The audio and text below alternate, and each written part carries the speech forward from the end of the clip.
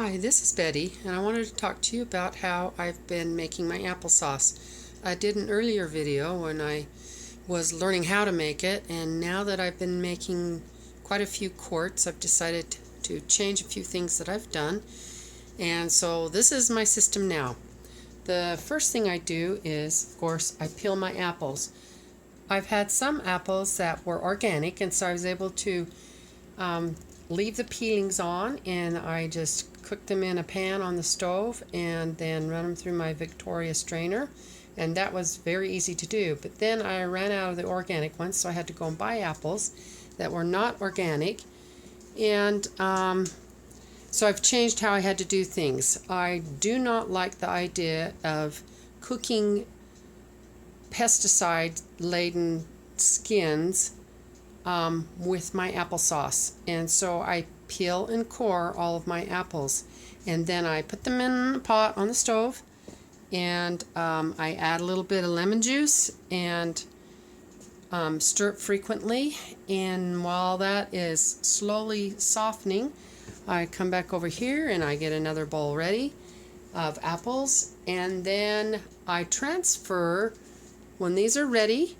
I transfer the ones from in my pot to a Dutch oven, and this idea I got from my friend Nancy. So this keeps them cooking even though they weren't quite softened on the stove. And it's just a very low heat oven. I keep mine between 200 and 250.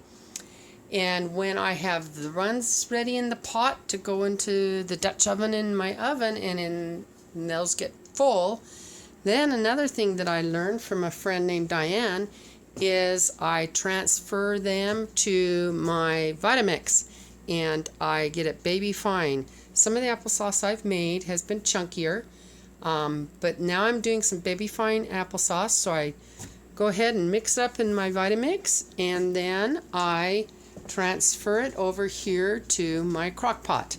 And here is my baby fine applesauce, and I'm getting ready to put this in bottles and process it. Anyway, I found that to be super faster way of doing applesauce than just cooking on the stove, because that was taking me forever. Another thing I wanted to talk about was my choice in apples. I decided to do a variety, and I have a list here.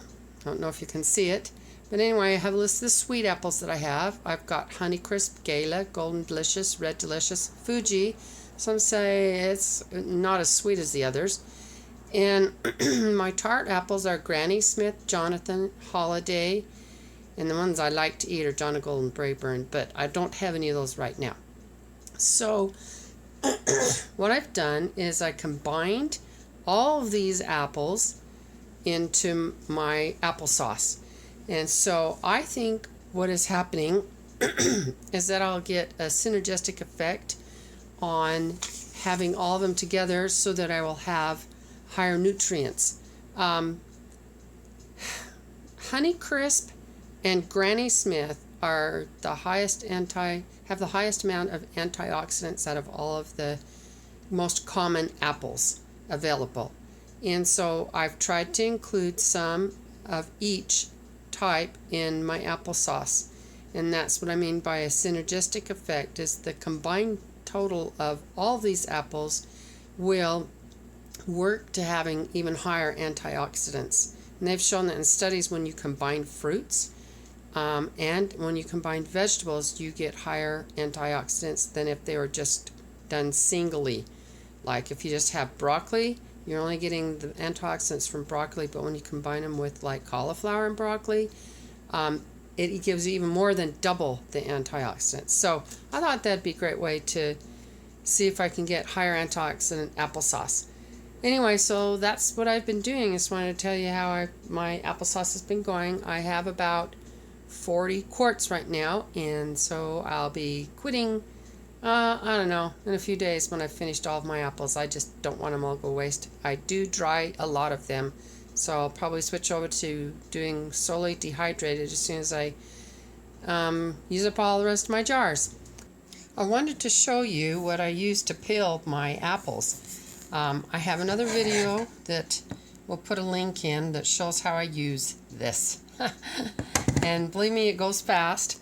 It doesn't get all the peelings off, but it's so much faster than doing it by hand, and I use this tool right here. So I stab the apple with that, and I peel with this one while it's turning around. That's pretty fast. And what I don't get off, because sometimes the apples aren't perfectly round, I just use, regular peeler. And then once I have them all peeled, I core and slice them with this thing. And it goes pretty fast. And so that's how I get the apples ready to be put in the pot on the stove. Anyway, that's what I'm doing. It's working really well. We'll talk to you later. Bye.